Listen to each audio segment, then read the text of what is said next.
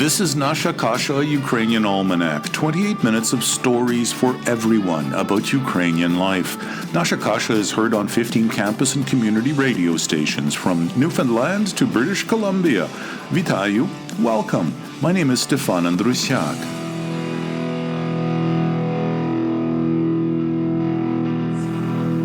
Class of 2019, today you join a long legacy of distinguished George Brown alumni.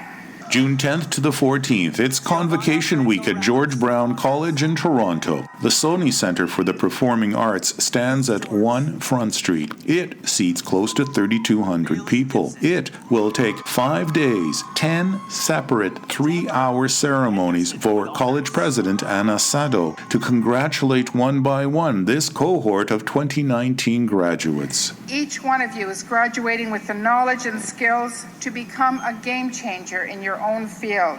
Your graduation today is proof that you have what it takes. So keep exploring, keep learning, and keep challenging yourself. Colleges train and put students to work. Construction and engineering technologies is one of 7 main program areas at George Brown. We are about to meet a teacher whose graduates go on to manage construction sites, but he is better known after school hours for banging out a beat with Canada's most prolific Ukrainian festival and dance band. My name is Bill Haverschuk, and we're meeting today at George Brown College in Toronto, the place that I work at.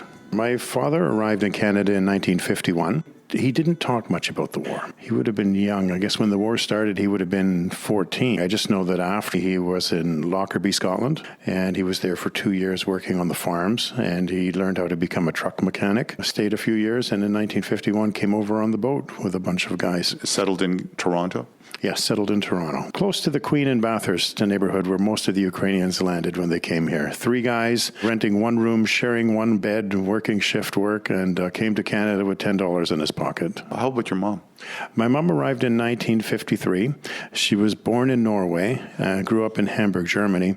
Her parents were deaf, and when you had children, if you were deaf, your children were taken away. So she ended up in Hamburg, Germany. In the early 50s, her stepfather got concerned about Cold War tensions and what was going on, and he said, you know what, if there's another war, you can't be here. So he put her on a boat to Canada, and she arrived here as well. So she grew up in Germany, of Germanic background? Yes, that's right. She grew up in Hamburg, Germany. And her aspirations were to be a ballet dancer. Family couldn't afford it, and with the war and everything else going on, it just never happened. So. And how did your parents meet?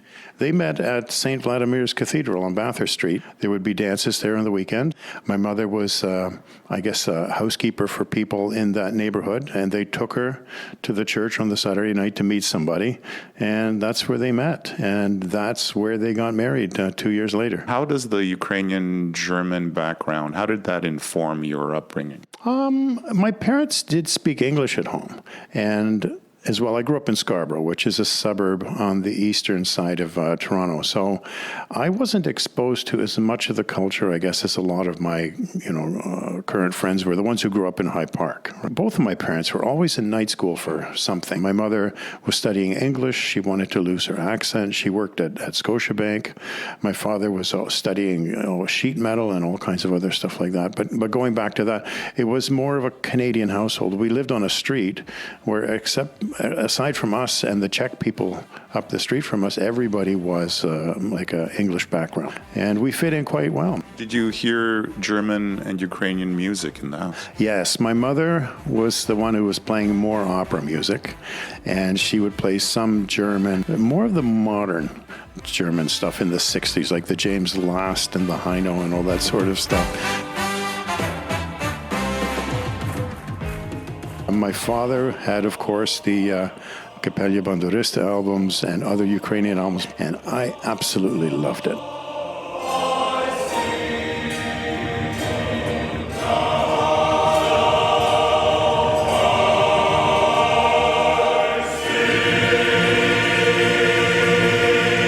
We went to St. Anne's Ukrainian Orthodox Church in Scarborough. From there, going on Saturday night sometimes to either a wedding or a Zabava and to see the live band, I would sit all night and just stare at that band. Brothers and sisters? One brother, 3 years older, he played the accordion. He ended up going to Ryerson and graduated in electronics, and he studied high-power transmissions, but unfortunately he passed away a couple of years ago from complications from work-related injury. I'm sorry for your loss. Thank you. So, but were you very close? No, not really close. No, I was one of these. When I was even still now, I'm fine spending time by myself. I enjoyed learning things. I enjoyed making things. I was the person in grade 5 who put together the school newspaper.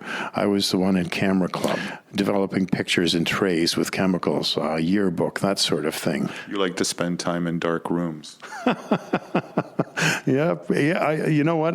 My father did build me a darkroom at home, and I spent many evenings, and the only thing you could see was the red glow from the AM radio. But you didn't go into photography. You went into construction. Well, originally, I wanted to go to Ryerson after high school for photography, but one of my parents said that photography isn't a real job and I should study something else. The plan was to take 1 year off. So I started working at Scotiabank when I was 16 because I had skipped a grade. So I graduated from grade 12 when I was 16. I ended up staying at Scotiabank for 7 years, and I went to night school at Ryerson, and I've got Institute of Canadian Bankers diploma, and I studied economics and communication and accounting and business admin, and I worked my way up to the chief accountants department at King and Bay. Then I did go back to Centennial College, and I studied computer programming and stayed at the bank during that time working night shifts, and I became a management level COBOL programmer, computer programmer, in the late 80s.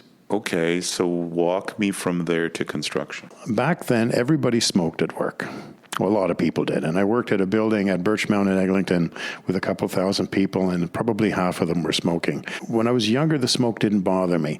As I got a little older, certain brands gave me a splitting headache. I thought I would take a few months off and try out construction. That was 29 years ago, and I never went back. You just said, I need to get out of buildings? Maybe I was the first person there that wouldn't sign my performance appraisal because it said there were no environmental hazards. And I said, well, this smoke can't be good for you. Listen, I think that people have the right to do whatever they want, but there's certain things that you can't do if it's going to negatively impact other people around you. I was always somewhat handy. I did study carpentry in high school as one of the credits. I was good with it. And I started, believe it or not, building decks and fences and finishing people's basements. So I worked on my own, and then I got into insurance restoration work, and I enjoyed those jobs. They were smaller ones that involved 1 or 2 sheets of drywall. So you have left the bank at this stage, and your subcontracting That's right, contract. yeah. So, and I did that for about 6 years, and then I started working for a subdivision home builder. From there, I was the person who went to the house after people moved in, and I repaired all of those little things that were left behind that had to be taken care of. They promoted me to assistant superintendent. So next thing you know, you're building 154 houses, and they're all different, and wow, what a job. And under your guidance or oversight, there were fewer things to touch up after people moved in?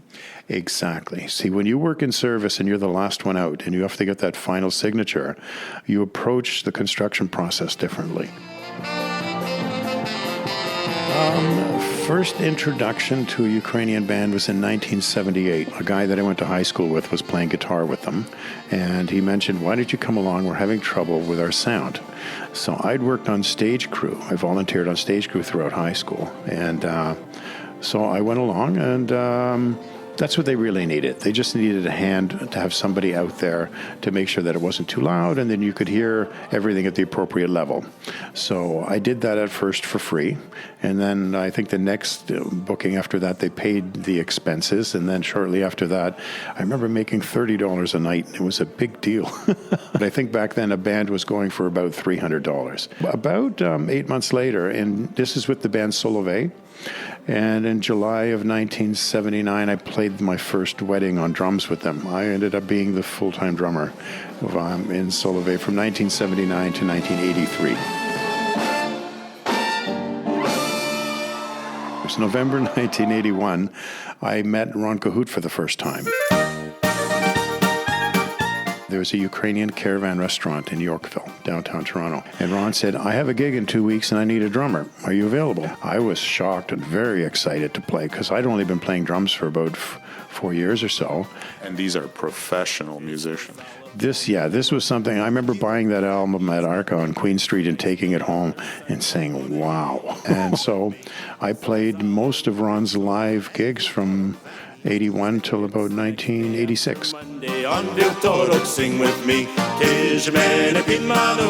Avir Ukrainian dance group in Toronto, and Ron was playing for one of their concerts. At the end of the night and packing up, Ron was talking with this very pretty girl.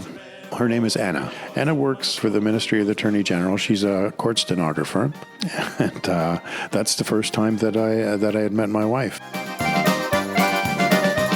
Morris Hutzel is the accordion player, the band leader in Zirka, and I played with him around 1995. I got a call to play for the Barvinok dance group in Mississauga. The two of us met and went through rehearsals and did the shows, a few times a year, and that's how we originally met. Their cousin decided to not play anymore, and then they were using somebody else on drums, and he got very busy with work. So there was quite a few last-minute, calls. Are you available for this Saturday or next Saturday? And I started coming out for that. But then in January 2006, I got hired full-time with them.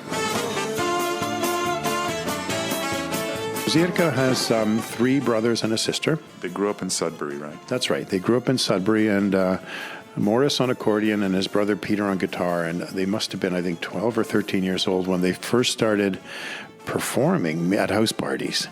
So after so many years, the brother John started on trumpet, but he also plays drums. And then Catherine started so many years later on saxophone. And so that was the core of the group. It was the 4 of them. And she's a spark plug. Oh, she is just one of the nicest people to be around.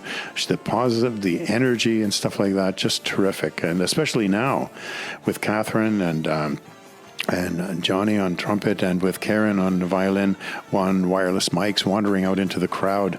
Boy, it really makes for a really entertaining evening. Sometimes when you listen to music, you can tell that the musicians are smiling when they're playing. When I started, we couldn't play in Toronto for free, and we were calling around, and this is true. We were offering some organizations and dance groups to play a fundraiser for nothing, but nobody knew the band. And our big break, I guess, our first Toronto gig was at the Toronto Ukrainian Festival. I believe it was 2007. It was at the Harbourfront 1 year. Things picked up. Another thing that really helped, Doug McClement came out and recorded us at a Zabava in Hamilton, and I also hired 2 professional cameramen and an editor. All of us together as a team produced a DVD that we put out. So the CD was very successful. And on YouTube right now, I believe our wedding march has more views than any other Canadian Ukrainian music song. I think it's about 120,000. Yes, in October of 2012, I very unexpectedly had a massive heart attack. 3 o'clock in the morning, I woke up to a lot of discomfort, but it wasn't your typical symptoms. I didn't have chest pain. I wasn't short of breath. My arm or my jaw wasn't sore. I just felt like I had food poisoning. So I took a shower, got dressed, and I came to the college. And I was here for the day. And then when I got home, I took my blood pressure on the blood pressure machine, and it was over 200, and I figured, something's not right. So I went to the hospital, and sure enough, it was determined I had a massive heart attack, and the next morning I had a stent installed. I've recovered quite well from that. We'll be back. Somebody asked me one time, what do you teach? And I said, construction management. And they said to me, is there such a thing? And because some people look at those buildings going up and they figure everybody with a lunch pail and a hard hat, they just know what to do. But somebody has to be there to coordinate. Planning, pre-planning is critical. Effective scheduling. So this is what I teach. I get the students in 3rd year, so just before they graduate, and I teach them contract administration, how to properly document changes, how to make proper payment applications, proper contract scope and analysis. In the sixth semester, I have a course that I developed that gets them ready for the workplace. And I take them through an actual project in Scarborough where a street was built. And they start by looking through the drawings and color coding things and coming up with a budget. We deal with soil problems and change management, how to deal with submittals and schedules of values and all that sort of stuff, but they're all tied together on that one project. So it's a really valuable course, and I take a lot of pride in the fact that students contact me later and say, sir, now that we're at work, we're doing exactly what you said. I have students who got a degree in psychology or a degree in engineering, and then they end up coming here, and they want to learn more workplace skills. The placement rate is extremely high, and in the summertime with my co-op students, it's probably 95%. People realize when they start working in construction that it's very dynamic, things are changing. They love the pace of it, and I speak with students shortly after they graduate, and they say that their best days of their life were some of those days at work when you've got two different concrete pours and you got a crane showing up and bricklayers, and it's quite you got to have executive thinking, it's called, and to be able to coordinate all of that work so it doesn't interfere with each other. And every task has a successor and a predecessor. So you have to organize it all in the best way so that it all ends up with the desired outcome. It must be a wonderful feeling because so many people, and I on occasion have had days like that professionally, where you go to work and you come home and you can't exactly quantify what it is that you've done. You know what your tasks were, you know what your environment is, but in construction you can point to that.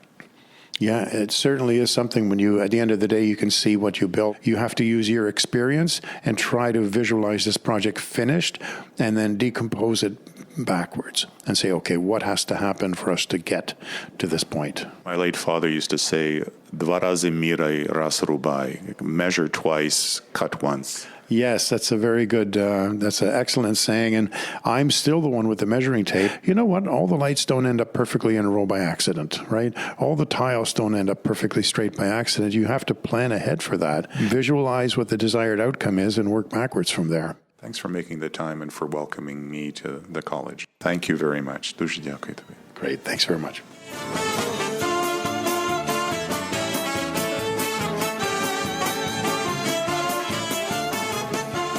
Nasha Kasha comes to you from CHRW 94.9 FM on the campus of Western University in London, Ontario. We're heard on CHMR 93.5 FM in St. John's, Newfoundland, on CKDU 88.1 FM in Halifax, on Local 107.3 FM in St. John, New Brunswick, on CJAS Radio 93.5 in St. Augustine, Quebec, on CJLO 1690 AM in Montreal, on CFRC 101.9 FM in Kingston, on CFMU 93.3 FM in Hamilton, on CKMS 102.7 FM in Kitchener-Waterloo, on CKLU 96.7 FM in Sudbury, on CILU 102.7 FM in Thunder Bay, on 101.5 UMFM in Winnipeg, on CFMQ 98.1 FM in Hudson Bay, Saskatchewan, on CFBX 92.5 FM in Kamloops, and on CIBL 101.7 FM in Abbotsford, British Columbia. Nasha Kasha is also a podcast. Subscribe for free at most podcast providers.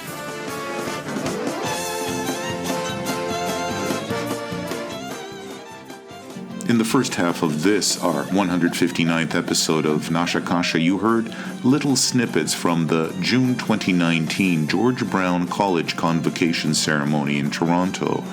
Also, a little sample of the tune Rum and Coca-Cola by James Last. The Ukrainian Bandurist chorus sang the finale to Amazing Grace. The Toronto Ukrainian band Solovey from a YouTube live performance. Ron Kuhut and Buria with the Days of the Week song. And, of course, Zirka with their wedding march. From Toronto, we'll travel to Niagara Falls, Ontario, and we'll meet another Ukrainian musician who makes his living in the construction trades. This time, bass guitar meets hot asphalt. Hi, can I get in? Yeah, jump on in. I'll show you how I make traffic jams. How have you been? Not bad, busy. Yesterday was a washout, but today they're trying to make up for lost time for yesterday. You're the safety inspector. I guess I should put my seatbelt on. Yeah, it's Mike Kuchar here. I'm one of the construction inspectors, senior inspectors with the regional municipality of Niagara. We're doing a shave and pave, as they call it. It's a road reconstruction of just the surface treatment. Going to be grinding the road, fixing the catch basins, making some base repairs after we ground the road, and then we're going to pave it again. So which street are we on? Regional Road 49, which parts of it are McLeod Road and parts of it are Marineland Parkway. So you live in Welland and you came all the way out here? Well, I work all over the region, so I can go anywhere from Fort Erie, Niagara Lake, Niagara Falls, Welland, St. Catharines, Grimsby, Waynfleet. So you should get a good lifespan, 10 to 15 years out of a road. So a tourism area, it's important to have good transportation. Absolutely, absolutely. Right now they're grinding the road. They've got the big grinder out there. And we're grinding the road about 50 millimeters, which is 2 inches. And that 50 millimeters will get replaced with fresh new asphalt. So this is the shave part in the shave and pave. You got it, that's right. These projects go out to tender, and various contractors within the area, they bid on it. Generally, the lowest bid wins the contract. I mean, we're already preparing lists of roads that need to be done 2-3 years from now. And then it goes out to tender, and then we, the inspectors, we ensure that everything is being done according to code, Ontario provincial standards. I keep track of everything. I'm impressed. You're a music grad. How I got started in this, actually, I've got a Bachelor of Science in Physical Geography and Geology. And so on. What is it that pulled you in that direction? I always liked to play with dirt when I was a kid. No, that's good. That's it. I get it. I remember as a kid with my baba, with my grandmother, out in the garden, and she'd be telling me different types of chornazem, and this is that kind of zamga. And yeah, but Mike, she would have wanted you to grow the tomatoes, not pave over them. Yeah, well, that's true, but Brock University had just opened up. I must have been maybe 8 years old. My family going over, they had an open house. There was this whole geology thing, and there's all rocks and dirt and minerals, and I just thought that was the coolest thing. I mean, music was always part of me, but throughout high school, just fascinated with the physical parts of geography. Well, you're a bass player, so you like banging. You got it. You're working in the elements. So we've got days where you're talking 35, 40 degrees in the summer, and we're paving. Starlit alleys lined with dustbins. Has a place called Bada near the street they call Hrischati. Careless with everyone. Wandered in with reservations. Still I'm here with no regrets. Expats, poets, politicians, still they're steaming vinaigrettes. Places jammed, so many parties, resolutions, egos gray. Outcomes turn to Mama Lega. Order now, please clear the way. Everybody, bada-bye, bada-bye. Ukraine is one way you're not done. Beat the drum. See the song. Come together, read the dawn.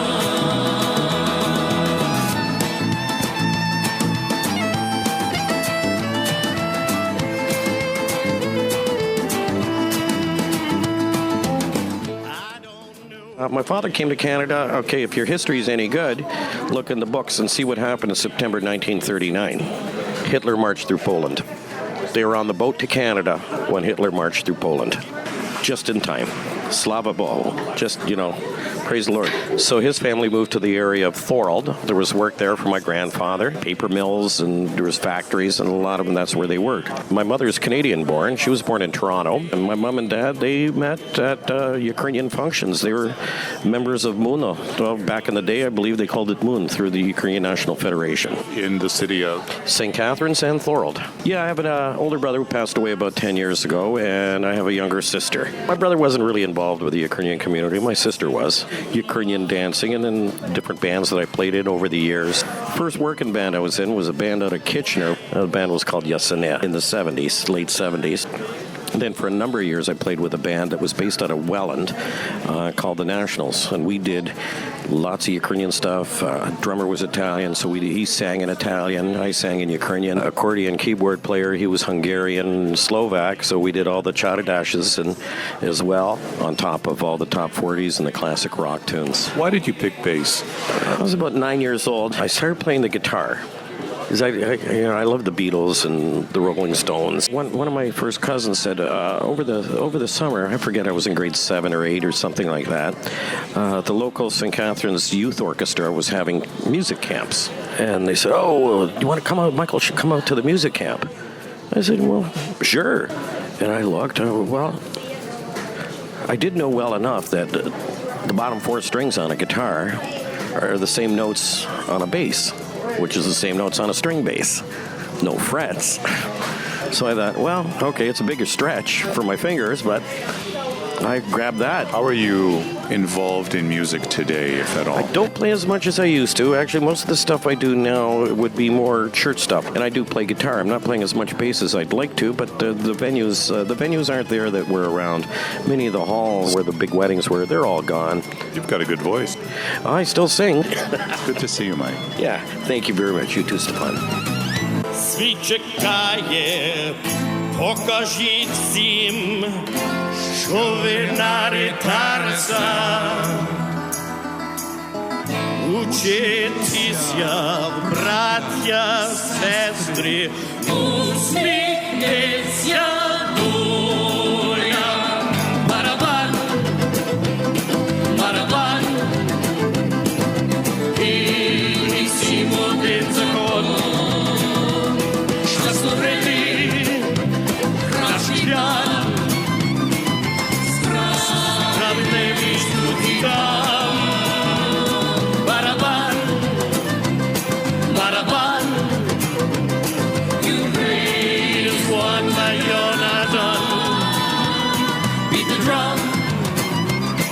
See the song come together, greet the dawn.